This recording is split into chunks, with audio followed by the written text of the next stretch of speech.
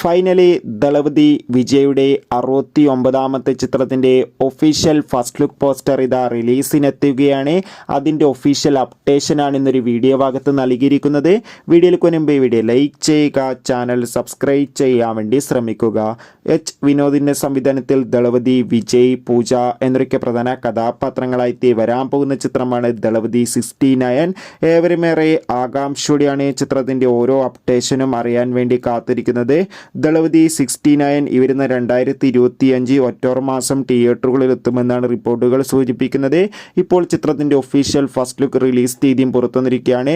ദളപതി 69ൻ്റെ official first look poster നാളെ ജനുവരി 26 രാവിലെ 11 മണിക്ക് പുറത്തു വരും.